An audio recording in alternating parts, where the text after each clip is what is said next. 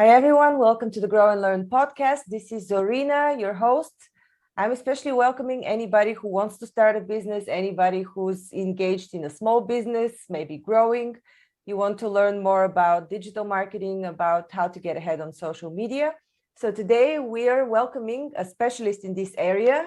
He's been in business since 2007, helping companies optimize with SEO, with all kinds of digital marketing techniques. Brandon Leibowitz. Hi, welcome. Thank you for having me on today. Very good to have you. You're based in LA, right? Yeah. Is that correct? Mm-hmm. Yep, Los Angeles. And yeah. Pretty much grew up here my whole life, so it's tough to leave with this weather. It's too nice out here. So you're in the epicenter of social media development, so to say. I mean, it's everywhere, but I suppose a lot of Hollywood actors would be using services similar to what you're offering. Yep, nowadays pretty much everyone wants it, so everyone needs that visibility and exposure with digital marketing to get that awareness. Yeah. Okay, so I have personally been buying services similar to yours years ago when I started my first business. Well, the first business where I needed to use such services. And all kinds of optimizations that I've ever used actually turned out to be not so successful. I'll tell you what has worked for me the best, but I want to know, is SEO still working? Everything that used to be hot back in the day, like backlinks, like writing blogs, like optimizing for Google, does this still work? Yeah, it's changed how it works, but for the most part, it's still the same principles where you want to have good content on your website. That way Google knows what keywords you're targeting, but also that you have good quality backlinks, because Google doesn't really care what you put on a website. They just don't trust anybody without you building trust up. And the way to build trust is by getting other websites to talk about you. So a backlink is just a clickable link from another website that points to yours. So if you're reading an article, let's say on entrepreneur.com, and in there it says Brandon Leibowitz, and you click on it and it goes to my website, I'd be getting a backlink from entrepreneur.com. So backlinks still work. It's now Google's looking for quality, not quantity. So in the past, it was a numbers game. If you have 100 backlinks and I have 200, I'd rank higher than you. Now it's not the number of backlinks, but it's the number of quality backlinks. And a quality backlink to Google is a backlink from a site that's related to what you're doing. So not just finding any random site to link out to you, but finding sites that are targeted and related to what you're doing. That's going to really help out. So overall, strategies are similar. It's changed how they look at all this stuff, because people have found ways to game the system and loopholes on how to get content out there that's low quality or duplicate content and things like that, where Google's like, we don't want this. We want original quality content, and we want good quality backlinks. Mm-hmm. I read somewhere, and I also have the observation that search volume is shifting from Google to YouTube. So people are actually not looking for any terms anymore in YouTube itself. I know in Google itself. I know YouTube is owned by Google, but they're going straight to YouTube. So wouldn't it be more efficient to optimize for YouTube than YouTube content, instead of bothering to write blogs and optimize with backlinks for Google?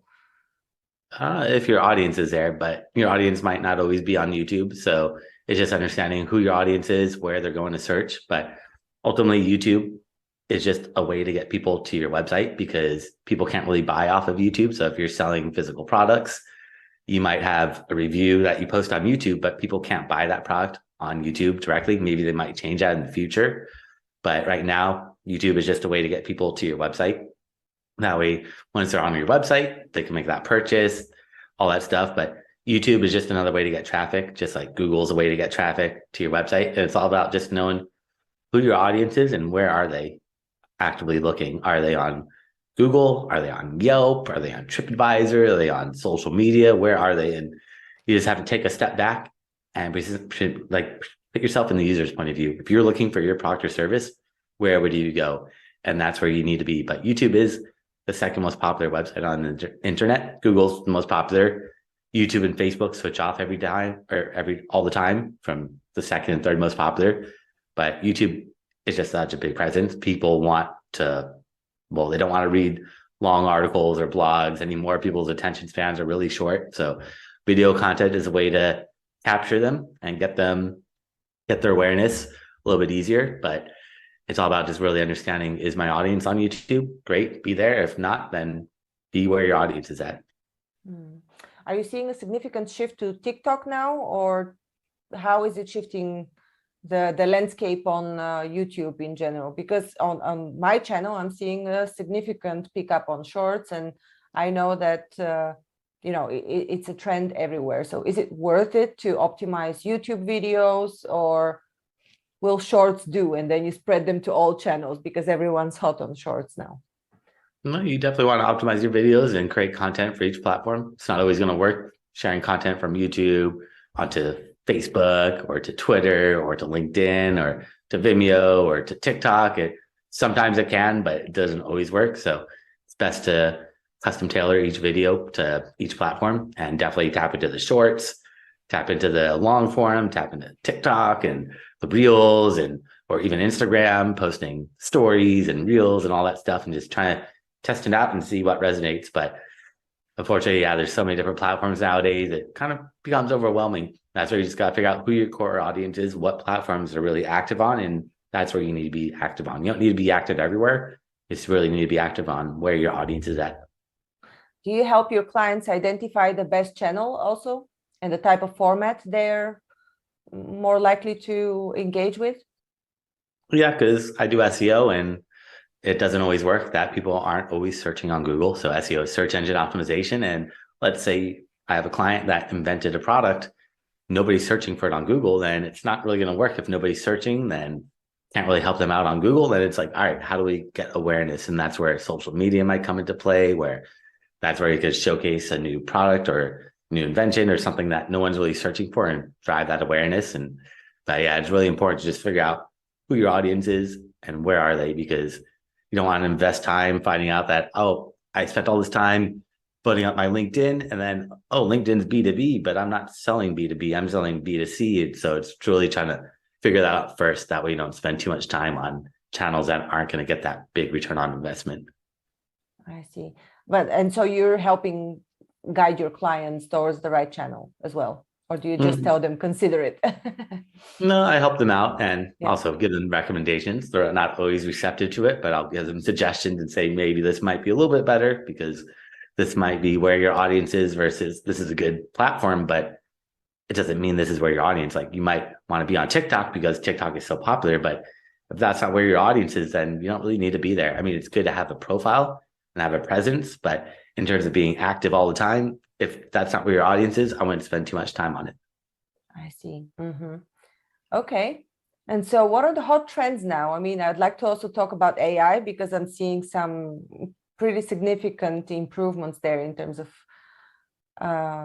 increasing engagement across different platforms. So what is your observation on trends and on some of the tools that have come with the development of AI? Yeah, no, ChatGPT is taking over and it's not slowing down anytime soon. And it's definitely helped with content creation, writing content for articles, blogs, social media content, website content. I mean, copywriting, all that stuff is now replaceable with ChatGPT. In the past, Google said, we don't want this. Like if you put duplicate content or content written by AI and tools like that, Google didn't really like that. But last year, or about like 6 months ago, they actually said that we don't care who writes the content, if it's written by people or AI, as long as it offers value. That's what Google really cares about. So nowadays, I mean, in the past, I would say don't use these tools, but now it's okay. But I won't just copy them verbatim because it's not 100% accurate. You still want to go in and edit them and maybe use them as like a starting point, as like an outline, a way to help you out with writing content. But I won't just copy it verbatim, not yet. A few years, it might work where you can just copy it verbatim because the more people that use these tools, the more it's going to learn, the more accurate it's going to become. But right now, it is still not accurate. So you need to double check and fact check and proofread and make sure it all looks proper. I'm using ChatGPT and it's quite okay. it needs very little fine tuning. And I think that the 2 years are an overestimation. I think within a few months it will be, I mean, because I'm observing how it's developing in the past 2-3 weeks, it's really learning. So I think 2 years are an overestimation of the capacity of it. But I am also talking about apps that are optimizing, for example, the performance of Instagram, or apps that help you cut videos or optimize for keywords and SEO on YouTube videos. I'm using such. So it's SEO optimization using AIs on all platforms. What is your opinion on the quality of these? To use AI, I mean, you could use AI to help you write like a meta description and SEO title tags, because I mean, it gets kind of technical. I don't know how technical you want to get, but yeah, go technical. Yeah. Title we tags. Go in details. Yeah, so they need title tags and meta descriptions, and you could just tell ChatGPT to write you a title tag or meta description, but those come out really bad, and I wouldn't. Oh no, I'm talking about other specific for each platform. For example, for Instagram, there's Path Social, and there are a few more that are AI powered. For YouTube, there is one that is vidIQ, and there's yet another one that I can't remember. So they're integrated straight into your browser, and they give you prompts where to optimize. So I'm talking about really developed AI solutions now. Yeah, I haven't used those specifically, so I don't want to speak on those tools and give wrong information, but I've used GPT-4 and other tools like that, and creating prompts and things like that to help refine and really hone in and get the right responses that you're looking for, because it's all about putting the right prompts in, and you don't really need to buy these other tools. They're just putting prompts together for you. Some of them, I'm not sure what you're specifically talking about, but there's a lot of tools that will do the AI for you, but they're just prompts. And if you can write good prompts yourself, you don't need to spend the money on those tools. But it depends what these tools are doing. If they're doing other things besides just writing prompts, then they might be valuable. But essentially, a lot of them are just prompts that they're just doing for you, that they've taught GPT how to go and write the right verbiage, put the right keywords in the right places. But if you know what you're looking for and you can put that in yourself, then you don't really need those third-party tools. Okay, well, optimization, I think, will more and more develop towards AI. We'll see how what the adoption will be. But what is your opinion on email marketing? Is it amongst your top marketing tools that you would recommend, or does it still depend? No, email is always going to be powerful because you get full control of the email. That's yours. Whereas everything else is not yours, like social media. You're just renting space off these platforms. You don't own any of that, and you don't get much engagement or reach anymore. Whereas with email, you collect emails, you send out the emails, everyone gets that email. Doesn't mean they're going to open it. Someone might go into spam, but at least they're going to get that email. Whereas you post on Facebook, only 5% of your audience will ever see what you're posting on Facebook because the reach is so low that they don't show it to everybody. But email is always going to be well, not always, but for the time being, and ever since I've been doing digital marketing, has always been the #1 channel to get visibility and get traffic, because you control that. Just like your website, you get full control of that. Email, you have full control of your audience, and it's going to be the most powerful by far. But you have to collect emails. You can't just buy emails. And that's the tough part, is how do you get people to give you their email address? That's where you have to offer something of value. Like if you're an e-commerce website, you just have a little pop-up. Anyone goes to your website saying, give me your email and I'll give you 10% off your first purchase. But if you're a service-based business, that's where you got to get a little bit more creative. Like if you're a dentist, what could you offer people that's going to want them to give you your email? That's going to be a little bit more tricky. Maybe you write an ebook about 7 ways to whiten your teeth without going to the dentist, or I don't know, something unique where you're getting like hooking them and offering them that free content. Like myself, I offer classes. So I teach classes. I also have free classes, and I'll give away free classes to people in exchange for the email address. So it's all about getting creative and figuring out a way to get people to give you their email. Because if you're just buying emails, that's not going to work. And also you got to think, someone's selling an email list of email addresses. You got to think how many people have bought that list. And that email address is getting spammed all the time. That person probably doesn't even use that email address anymore because it's gotten spammed so much. So don't buy emails, collect them. And then when you do send out emails, just offer value. Never promote yourself. So when people sign up for your email list, if you just start promoting yourself, no one's going to want to read that. You got to take a step back and think, you're sign up for someone's email list, you want to just hear them talk about why they're the best, why they're the greatest? Probably not. You want to know what can they do to help you, what tips can they offer you. So giving them free tips, free advice, free, or like offering benefits and solutions, and then maybe subtly promoting yourself at the end. But if you just promote yourself in those emails, you're going to lose people's trust, and they're not going to want to read those emails. They're probably going to unsubscribe. Mm-hmm. Well, I don't know, with email marketing there, I've heard of quite a few different opinions of what is like the pace you're supposed to send out emails, like three nurturing emails followed by a sales email. There are all kinds of formulas there. What is your formula for email marketing? Just provide value? I mean, I'll nurture, and then at the bottom, I'll say, and by the way, if you want to contact me for a free website analysis or to learn more, here's my link.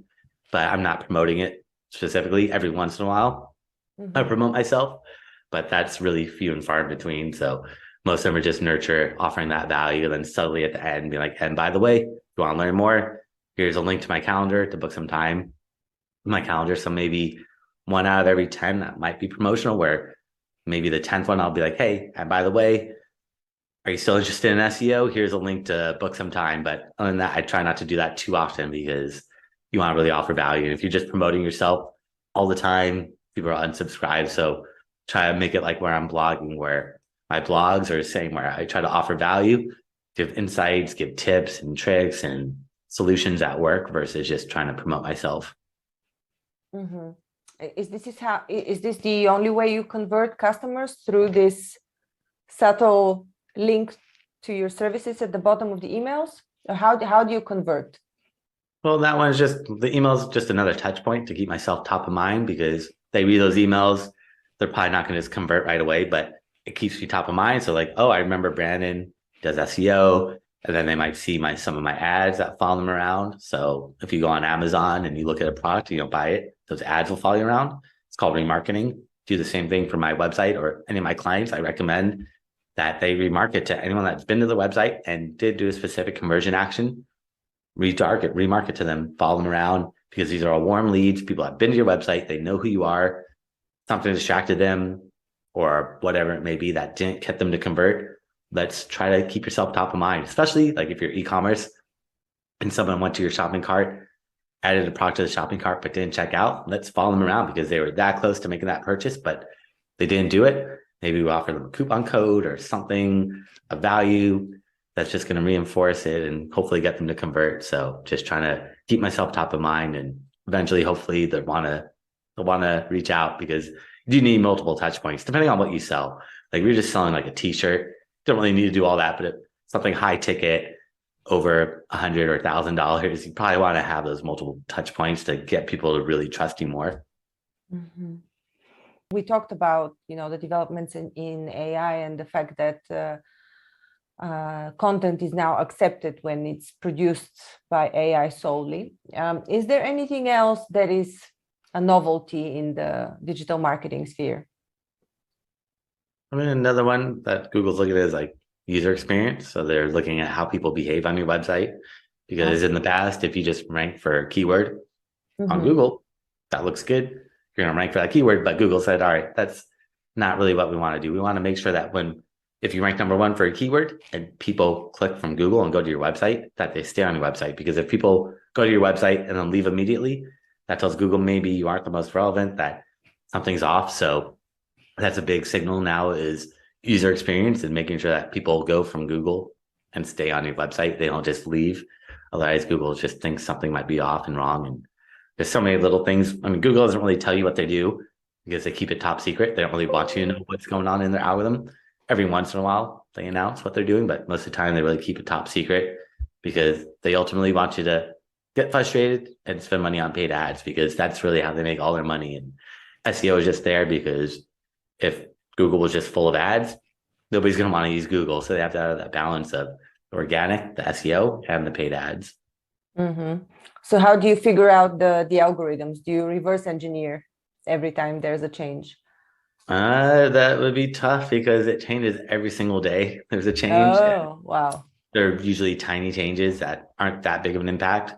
every few months they'll have big updates, and that's where I try to figure out what's going on, what's Google looking at now, talking to other webmasters, other people that do SEO, reading up in different blogs and forums, or looking at Facebook groups, listening to podcasts, or whatever I could do to learn and try to reverse engineer. But sometimes they'll tell you what they're looking for. Like every once in a while, they'll tell you, like in 2013, they said, if your website's not mobile friendly, we're not going to show you on mobile devices, which is kind of apparent, like makes sense. If you're searching on your cell phone and you click on a website and it's really hard to read, you have to zoom in, not a good user experience. So Google says mobile friendly websites going to get preferential treatment on mobile devices.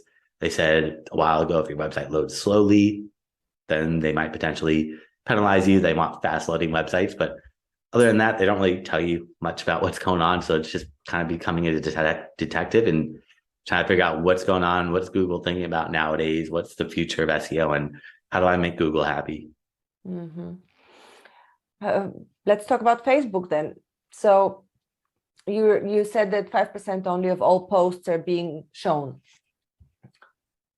What is the effectiveness of their ads? Because in my experience with ads, I've actually completely given up on Facebook ads, because for me, this has never worked, even when professionally done. So what is your experience on Facebook ads? The ads work just knowing who your audience is. So you have to understand Facebook is going to be cheaper than Google because you're getting lower quality content or lower quality traffic. Someone searching on Google, they're looking right now for your product or service. Whereas social, you put in all these parameters saying, this is my age group, my demographic, this is interest that they have, this is who I want to target, but that doesn't mean they want to use your product or service. They might want to use it in the future. They might want to use it in the past, but it doesn't mean they want to use it now. Yeah. So Google, they're searching, they have that intent. Social, it works, but it's just different. Social is better for like awareness. So driving awareness for, like, let's say you have a new product or service that nobody's searching for on Google. Can't really do SEO if nobody's searching for it. So social is a way to drive that awareness and get people to find out about stuff like that. But in terms of getting new leads, it doesn't always work. Like myself, I do SEO. Not many people are going to go on Facebook looking for an SEO company. Some people do, but most people aren't really going on social looking for dentists, lawyers, service-based businesses. So it doesn't really work too well, but it does work to keep myself top of mind. So someone goes to my website, they don't fill out the form, they don't contact me, then I'll remarket to them. I'll follow them around on Google. I'll follow them around on social. I'll follow them around pretty much everywhere because I want to keep myself top of mind. Doesn't matter where you are, or I keep myself top of mind. So remarketing, definitely I would do on social media, but the cold outreach, I'd probably say Google's going to be worth spending the extra money because you're getting that intent, that buyer intent behind it, which is a little different than social. Mm-hmm. And on Google, when I'm looking for something, at least it was like that maybe a few weeks ago, because I paid attention maybe months ago, that always on top there YouTube videos. I think they changed this, so now it's links, but at some point it was mostly YouTube videos showing as top search results for Google. So isn't it then better to focus all efforts on developing a YouTube channel and on YouTube content? Not really, not necessarily. Well, Google owns YouTube, so they're going to promote it. So when you search on Google, there's websites that appear. There's 10 websites. Nowadays, though, it's not just websites that appear in the organic listings. There's images, there's videos, there's maps, but all that is random. Sometimes it appears, sometimes it doesn't. It doesn't always appear. The 10 websites will always appear. There will always be 10 websites. If you're a local business, like if you're searching for like a dentist or a restaurant, then the maps will appear. Sometimes the videos will appear. Sometimes the images will appear, but it's kind of hit or miss. You never know when Google's going to show them or when they're not going to show them. But best practice is optimize all your images because you want to make sure those images show up. So the way to optimize your images is the file name. Before you upload an image to your website, you want to name that image with descriptive words. You don't want to just name it image001.jpg. You want to name it with descriptive words. And when you upload it to your website, each platform is going to ask for different things like title, description, caption, but they're going to ask for an alt tag or alternative text. That's where you also want to put those keywords or describe what that image is about. With the videos, when you search on Google and you see videos, Google owns YouTube, and Google only cares about making money. So when you search on Google, if you see a video, majority of the time it's going to be YouTube, because Google doesn't want to promote Facebook or Vimeo. They want to promote YouTube, because let's say you search on Google and you don't click on an ad at the top, Google doesn't make any money. They're not going to be happy about that. But if you search on Google and there's a video in there, there's a YouTube video, and you click on it, the first thing that appears anytime you watch a YouTube video, there's always an advertisement. So YouTube is making money, which is really Google making money. And they're going to promote that as much as they can, but it doesn't always guarantee that YouTube is going to be shown in the search results. So I would still promote Google or promote your website. And if you have videos, I'd optimize those for YouTube and all the platforms, but really push YouTube as much as possible, just because Google is going to promote YouTube as much as they can. They're not going to promote Facebook or Instagram videos. Sometimes they'll appear there, but majority of the time it's always going to be a YouTube. And having that presence there is just another way to get more real estate, more exposure, and people also buy off people. So YouTube is a great way to put a face behind the company, build that trust up, and let people know that you're a real business, or that you're a person as well behind the business that's going to help out, that you care about them, and that you're there to offer solutions. Mm-hmm. How long does it take to optimize a website for SEO? I have now speak about my experience again. I have done this for 3 websites, and the last one was for my business Growlearn, and I worked with a company for more than a year, and they did manage to pick up my website from the, I don't know, 400th place or whatever. I think I was on the 8th page. So at some point they brought it forward, but it was not like it was a significant improvement where I would show up in the first 2 pages.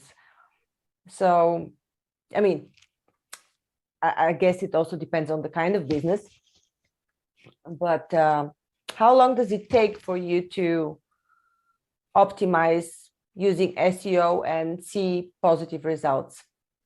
That one varies depending on how much SEO has been done to your website versus the competitors, because it's not one size fits all. It's not just saying, it's going to take 6 months, because every website is different. And we need to look at how much SEO has been done to your website versus the competitors, and what's the disconnect. And that kind of lets me know how long it's going to take. If you're a brand new website, then it's definitely going to take at least 6 or more months, because Google just doesn't trust anybody, and you can't just build that trust up. It takes time to build that trust up. Trust really comes from backlinks. The more backlinks you have from trustworthy, relevant, authoritative sites, the faster Google's going to trust you and rank you. So that's the biggest part, is the backlinks take time to build. And also, once you build backlinks, Google might not find that backlink for a couple of days, a couple of weeks, a couple of months. They might never find that backlink, which is also a part that takes time. Is you can build all these backlinks, but that doesn't mean Google could find them, because Google tries to find all the pages on the internet, but they can't find every website. And sometimes it takes them a lot longer to find those backlinks, or they might never find that backlink, and it's not going to help out with those rankings. So it is a more long-term play. SEO does take a lot of time, and it really just comes down to who your competitors are, how much SEO have they done versus you. And the more competition you have, the more time it's going to take. The less competition, the more niche you get. The less competition, the faster and the easier it is to get those rankings. So if you're just selling like t-shirts and something really broad and generic like that, it's really tough, because you're competing against big corporations like Target, Walmart, Amazon, all these big corporations. But if you could find something more niche, maybe like organic hemp t-shirts for children, something like that, it's a little bit more niche, a little bit more unique. Less competition means it'll be a little bit easier to break through and get into that market and get you those rankings. Mm-hmm. I see. Okay. And how about these smaller platforms, of video platforms, or also podcast platforms? Do you recommend focusing on any of these, or do they not really matter? I mean, if your audience is on them, then I would definitely be on them. So maybe there's some video platform out there that your audience is specifically on. I would definitely jump on it, even if it's a small, tiny platform. If that's where your audience is at, you need to be there. So, but I would definitely try to be as many places as possible, because you never know who your audience is, where they're going to be. And I would just try to kind of throw everything against the wall and see what works. Look at analytics and other tools to see, where am I getting my traffic? Maybe Vimeo is going to bring you more traffic than YouTube, which I doubt it, but you never know. Every website, every business is different, and you never know until you test. So it's all about trial and error, test it out, see what works, push more time and money into what's working, pull money away from what's not working, and just try it all. But I would try them all out, or at least the bigger ones, and see in analytics using tools like that, see how much traffic are you getting. You can see conversions, you can see sales, and you might be surprised that some of these smaller platforms might bring in more sales and more leads than some of the bigger ones, but you never know until you test. Yeah. And would you say that advertising is a must? Because as you can advertise, I mean, you can optimize all you want, but if a part of the algorithm of Google is to also have advertising spent and you don't, so my question is, does advertising represent a significant portion of the optimization efforts? I mean, Google said that running paid ads is not going to help out SEO because there'd be a big conflict of interest. So you don't need to be running paid ads to help your SEO. I mean, Google will get in a lot of trouble. They might, I doubt they're doing anything that would jeopardize their credibility to do that, because then people will be like, oh, you're just paying to get up there. So SEO isn't going to help out. I mean, paid ads isn't going to help out with SEO, but doing SEO will help out your paid ads. So if you optimize your website and have a SEO optimized website, then Google said your paid ads will actually be cheaper. So if you're running paid ads on Google and it might cost $1 for every click to your website, but if you optimize your website and really have really good SEO on your website, Google said instead of $1, they might charge you 98 cents per click. So you're going to save a little bit of money off those clicks, which in the long term will add up. But other than that, that's the only benefit of SEO. Will help make your ads a little bit cheaper, but running paid ads isn't going to help out with SEO. So where can people find you, Brandon, if they need SEO optimization and if they need to figure out what the best channel is for them to use? So I actually created a special gift for everybody. If they go to my website at SEOoptimizers.com, that's SEOoptimizers.com/gift. And they can find that there along with my contact information and a bunch of classes I've done over the years. I've done up for free. So they can see step-by-step how to do a lot of the stuff that we talked about. And also if they want a website analysis, I'm happy to check out their website from an SEO point of view for free, and they could book some time on my calendar there as well. Wonderful. Thank you so much for your generosity in giving out this information. It was a pleasure. I appreciate you enlightening us in these details. It's also important for me. Thank you so much. Thanks for having me on. Thank you for listening to Grow and Learn. We hope that you found our podcast informative, engaging, and inspiring. Our mission is to help you keep growing and learning, and we hope that our conversations and insights have provided you with practical advice and useful perspectives. If you're looking for personalized support and guidance to help you achieve your personal or professional growth objectives, I offer a range of services to help. As a trusted management partner and mentor, I work with businesses in the process of transformation, looking for new streams of business, as well as M&A. With an extensive professional network of experts and mentors, I can bring on board the right person or team based on the specific needs of the company I'm working with. To learn more about the services I offer and how I can help you achieve your goals, visit my website at growandlearn.org. You can also reach out to me via email or social media. I'd love to hear from you. And if you enjoyed this episode of Grow and Learn, please subscribe to our podcast and leave us a review. Your feedback is important to us, and it helps us to continue to create content that is relevant and valuable to our listeners. Thanks again for listening, and we look forward to sharing more insights and perspectives with you in the future.